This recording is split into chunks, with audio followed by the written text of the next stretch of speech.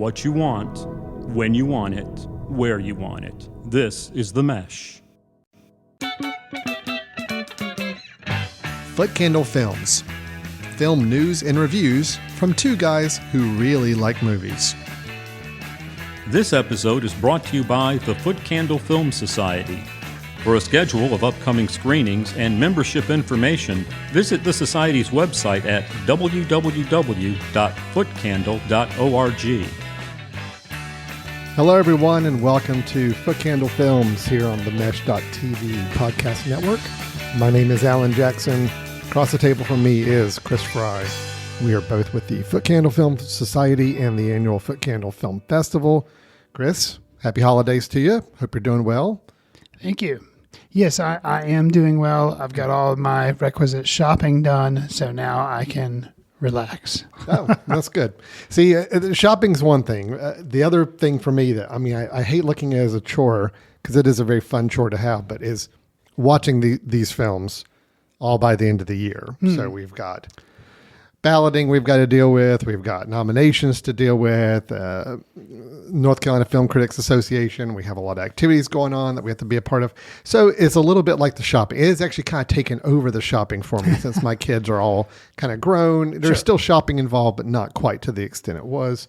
It has now been replaced with, here's the stack of movies I have to get through in the next 2 to 3 weeks. So, But you know, luckily we enjoy watching movies, so I don't see that as too bad of a chore, I guess. But today we're actually going to talk about one of those aforementioned movies that we did need to catch up on and watch before doing any kind of nominations for Best of the Year and try to see if this fell anywhere in that realm of possibility or not. It is the film Maestro, directed by and starring Mr. Bradley Cooper, also Carey Mulligan starring in this film. We're going to be discussing that film in depth and giving our review of the film, which is playing in some theaters, but I think it's, Netflix has right now got it as the primary way you're going to be able to see it. And then after the review of Maestro, we'll also talk a little bit about, I think Chris has a recommendation for us of a film that he recommends we might want to check out over the holiday season.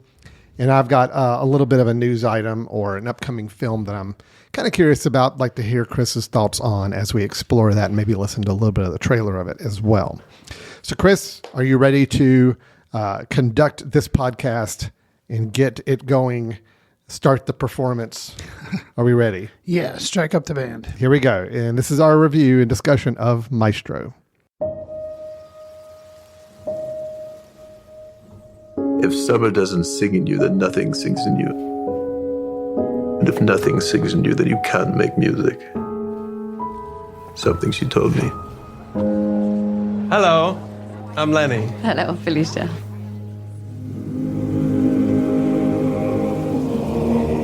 Oh, she's so beautiful. Tell me about her. Oh, she's wonderful. She's a lovely girl. What age are we living in? One can be as free as one likes without guilt or confession. Please, I know exactly who you are. Maestro is Bradley Cooper's second directorial effort following on the heels of A Star is Born. The film was originally, which tells the kind of life story of Leonard Bernstein and his relationship with his wife and their family. It was originally going to star Bradley Cooper, but one Steven Spielberg was actually going to direct it. And rumor has it, after Spielberg saw an early cut of A Star is Born, he's like, you know what, Bradley? You want to go ahead and direct this too? And Bradley's like, sure. I'm sure that's exactly how the conversation went. And so Spielberg did step aside. He's an executive producer along with Martin Scorsese, but Bradley Cooper got into the director's chair, and he also helped write the film. It stars Carey Mulligan as his wife, and then, of course, Bradley Cooper as Mr. Leonard Bernstein. So, Alan, considering the pedigree of how this film came along, what did you make of Mr. Cooper's second directorial effort? Yeah, so there are films that are so close to being a great film. I feel like this falls in that category. And that if I were to do a scorecard, okay, if you put together a scorecard and say, here's all the things I'm going to rate this film on, Okay. it gets a check or passing or even an A in many cases on most all the items. with just a couple of glaring exceptions. And those glaring exceptions are just what's holding me back a little bit from saying that I think this is a extraordinary film, but it has all the right elements that I myself personally appreciate in a film. So it's really, really close. I mean, I'm still giving this I'm giving this a recommendation, but with some caveats, because I do feel like there's some things that it really trips up on. I don't know. Should I talk about positive first, or should I go ahead and hit the things that don't work? What do you think, Chris? I'm just going to leave it at that. I want to hear your thoughts, and then I'll kind of come back and do more ticking off of the things I think that work or don't work for me. How's that? In keeping with how I feel like usually review stuff, I usually mention off the top immediate positives. And then if I have negatives, I kind of go into them, but then I always try to wrap it around, like end on a positive note. So this being no exception, I'll kind of do the same thing. For me, Bradley Cooper gives a good performance. Okay. Well, let's hit those marks. Okay. You're bringing up the acting. I'm going to echo you on that. Yes. Bradley Cooper is awesome in this. Yeah. So I thought he did a good job, being Leonard Bernstein. Carey Mulligan, I mentioned, plays his wife, Felicia. I thought she also gave a really good performance. I thought she was also equally awesome. I think what stuck out to me with her specifically was Bradley Cooper has the more dynamic, outsized performance as Leonard Bernstein. I mean, Leonard Bernstein was obviously a very dynamic individual, conducted a lot of music, was very passionate about what he did, worked on lots of things at once, just kind of outsized personality. And I thought, Bradley Cooper was able to do that. Carey Mulligan, she has a lot of her acting is with her face or with her eyes and looks. Yes, she has some dialogue and some very cutting dialogue at times. And she's a very, like when she's on screen, she has a very good presence. Like she, just your eyes are kind of drawn to her. But a lot of times it's her reacting to what she sees her husband do. Yeah. And I think, so in a way, maybe a little more challenging, and that has to be a more subtle performance, but yet it's still a performance that's really stands out on screen. You mentioned, you kind of alluded to our end of the year voting that we do for the North Carolina Film Critics Association, how we have lots of movies we have to watch, which is true. But it's a fun task. Carey Mulligan is one of the nominees for Best Supporting Actress, and I'm glad that she got the nomination from our critics group, and I'll probably give her my vote. I'm not sure yet, still kind of deciding things, but she's definitely one of the front runners in the category. I think that's how strong, and I wouldn't be surprised to see her in conversations for the Oscars. Now, I will say, I guess now kind of trending away towards some of the things that didn't work for me. Well, I tell you what, before you get into the didn't work, let me add on a few more things for me that worked, and then we'll both go into our. I want to see if our concerns or our issues with the film are similar or different. So, okay. I'm going to go ahead and say, I think from a direction standpoint of the film, I do feel like Bradley Cooper is a good director. I said the same about A Star Is Born. I remember when we reviewed it, I said, look, he is a good director. He knows how to make the people on screen interact with the camera and knows how to make a scene work. It's a good direction. And I felt the same way with this film as well. I feel like he is a good director. And I feel like the film looks really, really, really good. So I'm going to give it high marks on those aspects of it. I did enjoy watching the film from a visual standpoint. I think it was engaging to watch just on the visual side alone. And I think Cooper knows how to work with actors. I mean, he's working with himself, on screen half the time, but also working with other actors to get really good performances and really good scenes from each of his characters. So I'm good on my positives now. So now why don't you dip into the things that didn't work, and I'll see how they play with mine. I'll start off with directing. I'm not saying he's a terrible director. I think he is a good director, but the early scenes, I guess, kind of set my expectations a little too high. Granted, usually you set expectations before you walk in to see a film, and then, that's your downfall. This, I had no expectations going in. And the early scenes showed kind of a bravado storytelling style where Cooper, through his direction, I feel like didn't maintain for the rest of the film. There's an early scene in black and white where he rips open the curtains of a huge window, runs around dodging in a theater in a bathrobe, then utilizes transitions between different rooms to show some flashy overhead camera technique.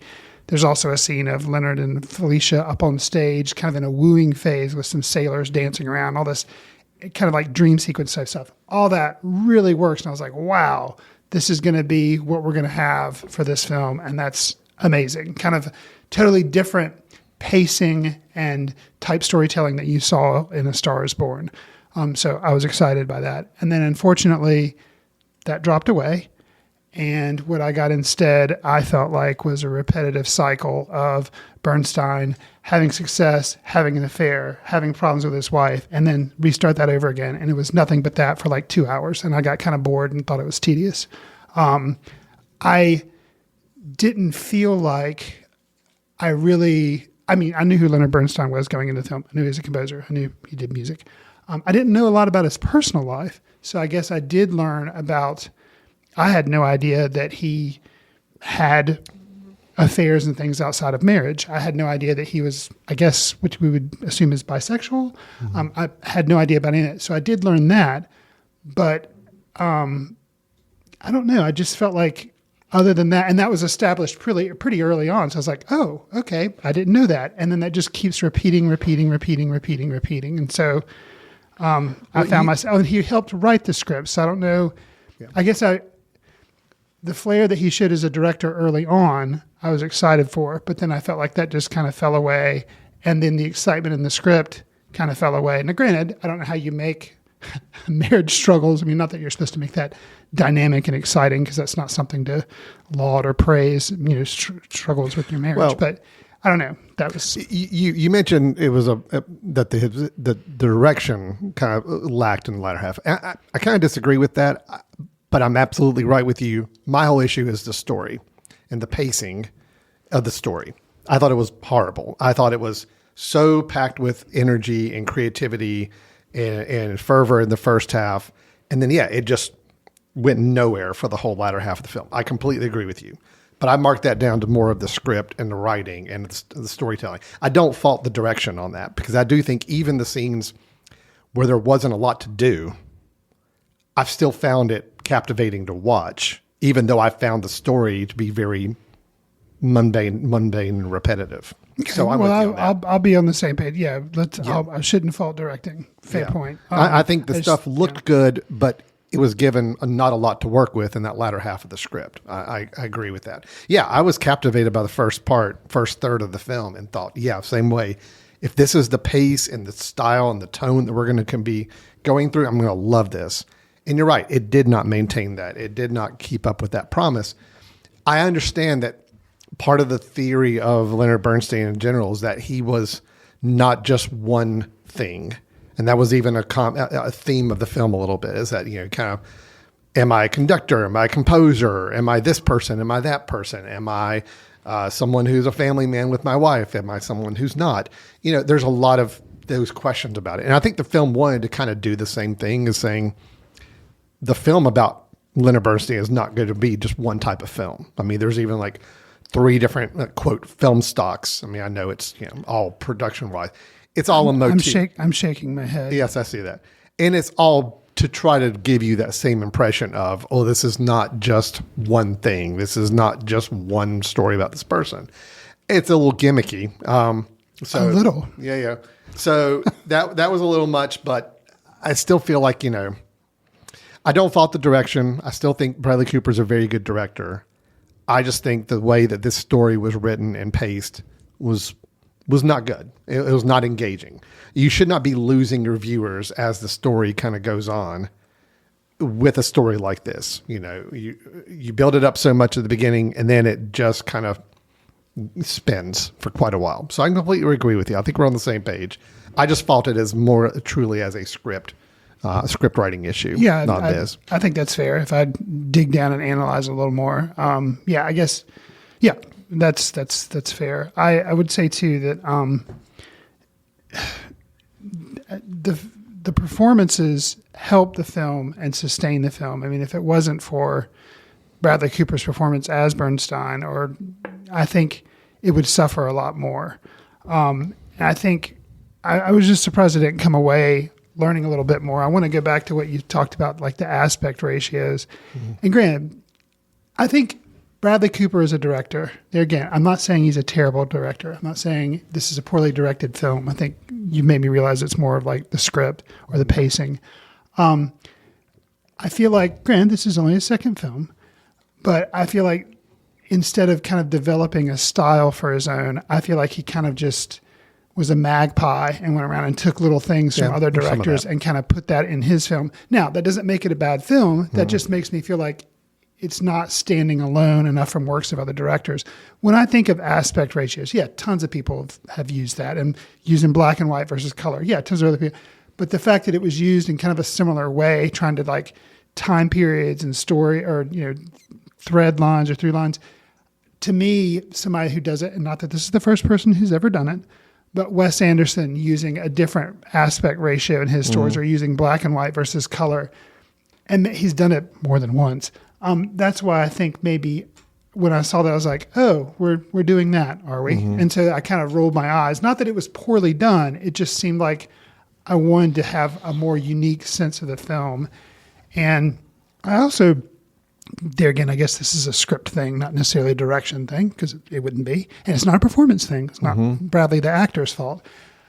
I didn't feel like I really got a sense of his genius as a composer. Yes. They do show him performing, and they show him, waving his arms and being very passionate about delivering, a good performance. Yes, I did get to, and I will say, coming around to some positives, or a positive, this film, the music, as you would hope, I thought it saw it in a theater, was fortunate enough to see it in a theater setting, thought the music was great. And I thought those scenes, the direction of those scenes and the camera work and showing the frenetic nature of the performance and everything, yes, all of that great. But it was when the performances weren't going on, I guess it focused a lot on the personal life stuff, and I never got to see kind of like the genius of how he would come up with things. Well, I get that the film, I think ultimately the film is definitely more interested in his personal life than feeling the need to explore his professional career. That was a bit disappointing to me because I'm not extremely familiar with his career. And I think the movie hinges on something very important that we don't get as a viewer. And you hit on it just a second ago. We're supposed to make the rest of the story work, we need to buy into the brilliance of Leonard Bernstein as an artist. And I don't feel like the film gives us that. I think the film makes us, it just assumes we know. And I think that's a little bit of a fault, because if you're watching this and you're just not really that familiar with him as an artist and what he's done in his body of work, then basically the film is like, hey, here's how he got his start. He got his first time getting to do a job. And then, oh, by the way, 10 minutes later, he's the biggest thing in the world and everybody loves him and he's great. And it's like, okay, if I knew him and if I knew his career really well, that makes perfect sense. I'm fine. I can fill in the blanks myself, but it's an assumption being made. If the film's desire was to say, we're not going to focus in on his career, we're going to focus in on his personal life, I'm all for that. And I admire it when they do that with entertainers. But don't make the assumption that I already know why he's so beloved and how he became so famous and popular and all that. There's a lot of assumptions made and a lot of skips made that I felt like would have helped the latter half of the film if I had already bought into that greatness of him as a conductor, as a musician. Does that make sense? Sure. I'll say, since I've been ragging on Mr. Cooper, I'll say I do think a strength of the script was the fact a lot of times filmmakers, when they make biopics or when you make documentaries about somebody, either way, when you're telling the story of a real life person, it can be awfully tempting to put the person up on a pedestal and kind of shave off all the rough edges so that everything is just this perfect package, pristine thing. And you're like, oh, wow, that person was awesome. There's nothing, they're just the greatest person ever. And I feel like this film clearly, because of I mentioned the affairs and the struggles that he had with his marriage, and they didn't do that. No, he was I feel like it was a very honest portrayal. So I think that's admirable that you don't just take the easier, because I think the easier path would be to do that. And he didn't do that. He he showed faults and all. So Well, yeah, I think the easy pass is one of the two ways. You either put the person up on a pedestal and show off all the virtues, or you self-admit that this person is a bad person, and here's here's all the reasons why. No, Bernstein, like most humans, is a much more complicated person than that. It's not a pure black or white yes or no thing with him. And I think the film does a great job of balancing that. So again, I admired everything it did on the personal side of him. I wish the script had given us a little more to build up the type of awareness and knowledge of Bernstein that I feel like we needed to make that latter half work and sing more than it did. And the only other thing I'm going to observe about this film, Chris, and it is something I feel like I'm sure is happening in most films that are made, especially ones that are contending for awards and trying to get prestige. okay, I felt like it was a little bit more overt here than I'd like for it to be. Is there just seemed to be a real reliance on, here is our Oscar scene. And I felt like it was a little overdone in 3 or 4 places where I felt like a scene is either in the script that doesn't really need to be, or not as important as some other aspects of the story need to be. But yet I feel like, okay, well, that scene is there because this is now a showcase for this one actor to give this one speech or to have this one silent action moment. And I do feel like it's a little more on the nose that, okay, yeah, this is our showcase piece. This is our clip piece. This is our thing here. And it was almost playing to the awards a little bit more than I'd like to see a film do. I'm curious. What scene? You don't have to call them out by name, but are you mentioning scenes for Bradley Cooper or Carey Mulligan or both? There's a couple for both. Okay. Yeah. And again, I'm not faulting the actors for this. I mean, they're doing a great job. The acting is, I think, really, really strong in this film. But there's a speech, there's a monologue that Bradley Cooper has as Leonard Bernstein outside at a pool. Okay. That I just felt like, okay, it's a long tracking shot going into his face as he's talking. And it's just one of those where it's like, okay, I get what you're doing here. I don't feel like the speech I feel like we're kind of repeating things that we've already learned about this character, but yet the speech has to be here because, boy, this is a good looking shot and it's right on him and he's got a full monologue to do. And it's just, yeah, perfect clip. Carey Mulligan, I love throughout this film. And there is a moment in the film or a scene, I'm just going to say dealing with an ailment that she has. And she's really, really good. But there are scenes where it's almost going well beyond what we need to see from her struggles. Yeah, I'm trying. I don't know how you say if there's even spoilers to deal with a film that's a biopic about somebody's life, but right. You know, Sure. She's dealing with some physical ailments and pains, and I feel like the camera and the direction just wanted to kind of exploit some of that as long as possible and as much as we could. And again, I feel like it's a little bit of a, hey, let's show off how good an actress she is in doing these scenes. It's like, I don't know. Again, I don't fault the actors. I think they did wonderful with it, but I do feel like the film as a whole might have been a little more focused on those big moments to try to, get the kind of award attention you normally try to seek at the end of the year. It just seemed a little more obvious. Again, I know every film does it.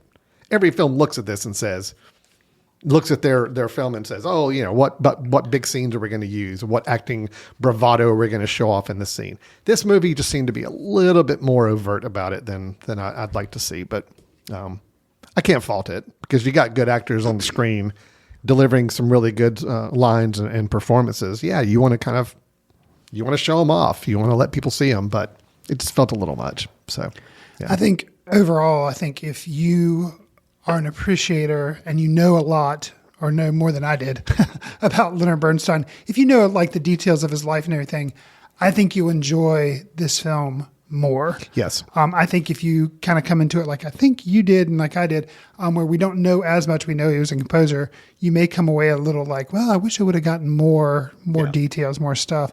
I will say one of the details that I did know about Mr. Bernstein, and I've mentioned my mind was kind of drifting as the film went on because I was excited by the camera work and everything, but then, the kind of the repetitive nature of a fair performance, over and over. Kind of lost me a little bit, but I started to think of, and something admirable about the film again, through hair and makeup and costume, time progresses, and so you see the actors and actors age, and you see the style of clothing change. All that worked, but as it got up to more of a present day, semi-present day, I somehow, I was like, I wonder if they're going to make any reference to the REM song. Sure enough, Leonard Bernstein. The one thing that I remember, like that, I think that was probably one of the first times I ever heard Leonard Bernstein's name was in "It's the End of the World as We Know It," sung by REM, and it shows him pulling up to some place where he's like going to work on with some musicians, and I think the car is actually playing, like he's listening to the car's song. Playing it, yeah. So I mean, I thought it was like, oh, okay, that's kind of a funny side. Yeah, the funny thing was, I was watching this with some other people at my house, and they were all musically inclined, so they all knew Bernstein's life a lot more than I did. Sure. So you're right. This does play better with people who know his career. But that scene totally flew by me. It really did. It wasn't until after the movie that somebody's like, well, of course, they had to throw the REM song in there. I'm like, oh my God, right. Like I think I actually in the theater, lyrics. I think I actually laughed out loud when I heard right. that, because it kind of woke me up a little bit. Yeah. So it was amusing. Yeah. This is a movie. It's unfortunate that it's a lopsided movie and that it has so much promise in the first half. And you're right, Chris. I mean, it does spin its wheels, and it's just not as interesting in the second half. And I do think it's the pacing of the film, the writing, the way they wanted to portray the story. I don't know if they could have kept up some of that same visual creativity that they did in the first half and somehow incorporate that into the last half. Right. Could have been amazing. And if they could have given us just a little bit more about his climb to stardom and his kind of why the public started to really appreciate him more, because we see some glimpses of it, but I don't feel like we really ever get a full sense of it. Right. It's a little bit more assumed that we would know that. Those are the things I think that are the faults. I think if they could have pulled that off, we would have had a really, really, really great film out of this. As it is, like I said at the beginning, it's really close to being a great film for me. But man, the pacing and the storytelling in the second half just kind of lost me a little bit. Yeah. Same page. Okay. All right. Same page of the score, I guess we could say. Good deal, Will. Good. All right. Well, that is Maestro. It is playing in some theaters, but again, Netflix is where it's going to live, and it is available now for people to watch. This is another one, Chris. I will encourage people, if there's a chance to see it in a theater, and I know there's not that many, I think this is another good one for a big screen. Definitely the first half of the film is really good for a big screen. Maybe not as impactful. And just the sound, all the performances, that I too. think that would make a maybe big not difference. as much the second half. It's not as impactful on a big screen, but I do encourage that. But I know that's not always going to be easy for everybody to do. So Sure. Netflix is available, and we are giving it is it a tepid recommendation? Sure. Is that a fair word to say? Yeah, I mean, probably 3 stars. If scale of 1 to 5, yeah, probably 3. I'm probably at 3.5. I might be a little bit higher on it than you, but I still feel like a bit of a missed opportunity as a film because it had so many other factors and elements going great for it. So, okay. All right. Well, that was Maestro. Let's take a quick break, Chris. When we come back, I think you have a film to recommend for us, and I've got a news item or an upcoming film I'd like to talk about a little bit. So stay tuned. You're listening to Foot Candle Films here on themesh.tv, and we will be right back. This podcast is sponsored by Jackson Creative, a custom communication agency located in downtown Hickory, North Carolina, specializing in online content creation. To learn more, visit thejacksoncreative.com. Jackson Creative, we tell your story. Welcome back to Foot Candle Films here on the Mesh.tv podcast network. We had our review of the Bradley Cooper written, directed, and starred in film Maestro, the first half of the show. But now we're going to turn our attention to some either other movies you can watch, as Chris will kind of regale us with a recommendation in a little bit. But I want to start off, Chris, by talking about something coming up in the future. We like to do this on the show, is find projects that sound really interesting, that maybe are kind of on the horizon for us now. And we want to spend a little time talking about it. So I have one, and I'm bringing this one up, Chris, because there is a connection to our review of Maestro, which I want to kind of make as well. I always am surprised, and one of my greatest joys in life is stumbling across a newly released trailer or teaser or finding out about a film that I had no clue was being made and sounds terribly, terribly interesting. And also Better than has, just sounding terrible. right. It has surprising elements to it, either a surprise casting or interesting casting choices or whatever it may be. That is the holy grail for me, is finding those gems. So consider me very happy this week when I stumbled across a news item about a film that's going to be released in the spring called Spaceman. Now, Chris, Spaceman, a couple connections with Maestro. One, it is a Netflix film, so it'll be released on Netflix. And two, it also stars a Miss Carey Mulligan, also from Maestro that we just talked about. Okay.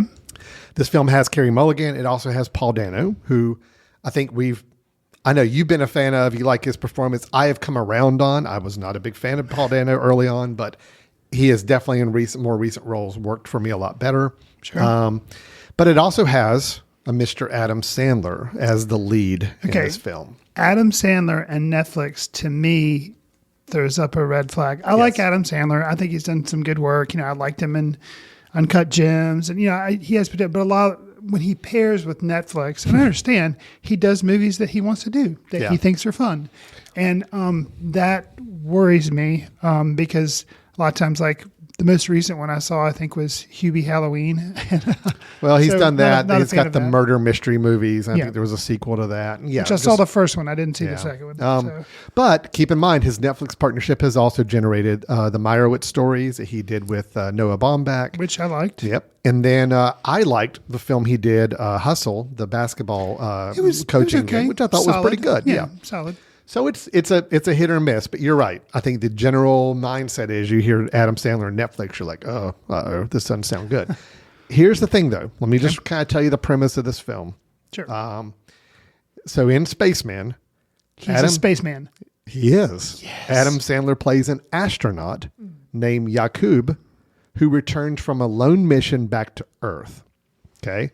The synopsis of the film, and this is according to Variety here, the synopsis of the film reads that 6 months into a solitary research mission to the edge of the solar system, an astronaut realizes that the marriage he left behind might not be waiting for him when he returns to Earth.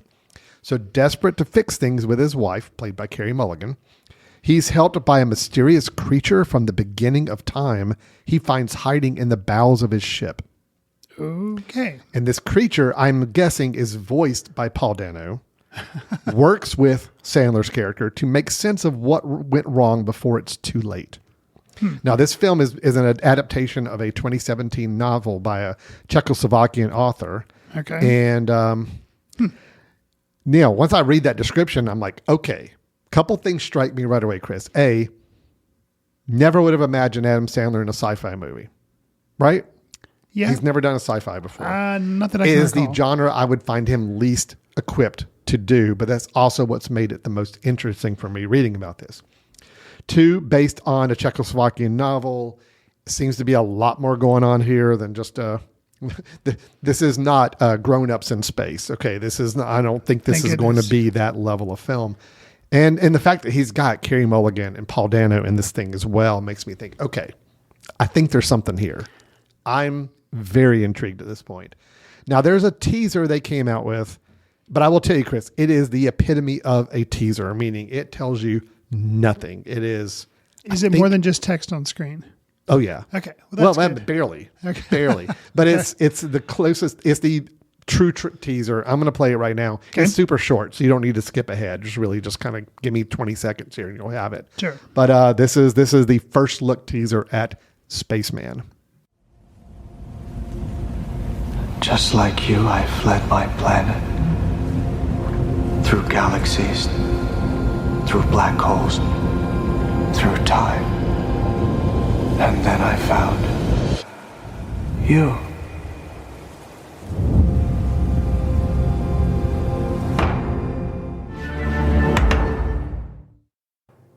And that is it. Like I said, the absolute teaserist of teasers. I did notice that it was rated R. Was that language or I did not see. Okay. March 1 is when this film is coming out. Yeah, it's for language. Okay. Yeah. So there's not going to be a lot of violence, which, I mean, if it's just him and a creature, I wouldn't think there could be a lot of violence. Yeah. I'm fascinated by this film. The director of the film, I wanted to bring that up too, because I do believe it's his first film directing. Oh, okay. Let me verify that for sure here. Hold on. And just to make sure, where is it? Directed by Johan Renck. And that is someone, yes, I'm sorry, my intern dropped the ball on this. I told them I need to have these notes about these people up and ready for me during the show. No, okay, this, not necessarily a first-time director, first-time feature film director. Gotcha. He has directed a lot of TV, most notably the TV miniseries Chernobyl. That was on HBO. Okay. That was his. He's also done some episodes of Breaking Bad. He's done some episodes of several other kind of Bloodline, a series that was on Netflix, I believe. Halt and Catch Fire, an AMC series. So some high caliber television production work he's done. But this appears to be a first feature length film. He's also directed a lot of music videos for David Bowie. He did the Lazarus music video for Bowie. Yeah, so I'm very intrigued. Very, very intrigued. I think based on the synopsis and and the cast, it has all the elements that make me not afraid of a Sandler Netflix project. So this is interesting. It could be good. Could be good. All right. Well, that is coming March 1st to Netflix as well. So you got Maestro out there now. You got a few more months for Spaceman. Good old Netflix. Keeping me just enough reason to keep my Netflix subscription every month by peppering out these films. All right, Chris, you, I believe, though, have a recommendation of something we can actually watch now instead of waiting for March 1. Yes. Especially here in the holiday season. It's good to have some recommendations of things to watch while we have some time. So what are you going to recommend for us today? So not necessarily a film that is for the family to watch because it's a tough story, but it's a really good story. Teyana Taylor is an actress that I'm not overly familiar with. I'd heard her name, but she plays a mother, and she's struggling, living on her own terms in New York City in the mid 1990s. So you get a little bit of kind of historical background. You hear Giuliani's name thrown around a couple of times, Michael Bloomberg. And you kind of see her over a period of years, and she's struggling to raise her 6-year-old son, Terry. He's been in foster care, and it's just all these kind of like the whole system working against her. And you see her just struggling to try to make things work. Teyana Taylor, she's the reason to watch this film. Her performance is just outstanding. I came to realize the film because it was the end of the year rush, and some other North Carolina critics kind of threw that out as, hey, this is a film you should check out just for her performance. And I did. So it is streaming on Amazon Prime. She's the reason to watch the film. It is kind of not a grueling watch because it's not like there's a lot of violence and stuff, but just kids in perilous situations or, family struggling can be hard to watch. And it is, 2 hours or so of that. So that's something to be aware of. I'll say, and I was not expecting this, and this won't ruin anything, but there is a reveal in the final minutes of the film that I wasn't expecting. I was like, whoa, do what? I found it kind of surprising because normally in these stories, you don't like struggling stories of people in tough situations. There's not something like that, So this one, you think, oh, I know exactly what I'm getting. It's, a story of a woman struggling with, low income, struggling to try to raise a kid. And you kind of think you know what you're in for. And you do get that for the majority of the film, but there's something that kind of happens in the last, 5 or 10 minutes that kind of recontextualizes some things that you've thought. So it's called 1001. And as I mentioned, it's streaming on Amazon Prime. And Teyana Taylor, she's the reason to definitely check it out. I'm trying to check real quick there again. I think my intern has already left for the holiday break. Yeah. She's been in some other things. She apparently is somehow, I don't know, I haven't seen the Beyonce Renaissance concert film, but apparently she's in that. She was in Coming to America, the sequel that Eddie Murphy did. Yeah. I will say something that she is in that has not. She was in the remake of White Men Can't Jump, which I'm sure you saw. Something that I am looking forward to another performance. The film's already made, but it's called The Book of Clarence. And I don't know if you know a whole lot about that, but she's in it, and it stars Lakeith Stanfield, and and it's kind of set during biblical times, and it's kind of like I don't know a whole lot about it, but it's kind of like an alternate take of The Life of Brian, the Monty Python movie, which is a strict comedy. Yeah. But it was kind of like, what if somebody was following in the footsteps of Jesus and trying to like get the same kind of notoriety? I don't know. If you're familiar with The Life of Brian, you kind of know roughly the concept. I'm not sure the exact concept of this movie, Book of Clarence. But anyways, she's in that movie. So I think she's kind of a star on the rise. And based on her work in 1001, which I'm recommending, I think you can see why. Okay. So, All right. 1001 recommended by Chris on Amazon Prime. You can watch it streaming now there on that service. and then it's rentable like all the you can usual see it places. anywhere else as Yeah. well. So Yeah. just for a rental price. Okay. Sure. Great. All right. Well, that wraps us up for today. So Chris's recommendation of 1001, my preview of the film Spaceman coming out in March, and then our review of the Netflix film Bradley Cooper starring Carey Mulligan starring Maestro, that we're, again, what's the word phrase I use? Tepid recommendation. Yes. Okay, that's it. That's good. All right, Chris, if anybody's got some feedback, questions, thoughts for us, how can they get a hold of us? You can send an email to info@footcandle.org. You can follow us on Twitter @FootCandleFilm, Facebook, Foot Candle Film Society, Instagram and Threads. We're on there as Foot Candle Film. And last but not least, we're also on Letterboxd, where you can try to track what we're seeing and leave quick takes.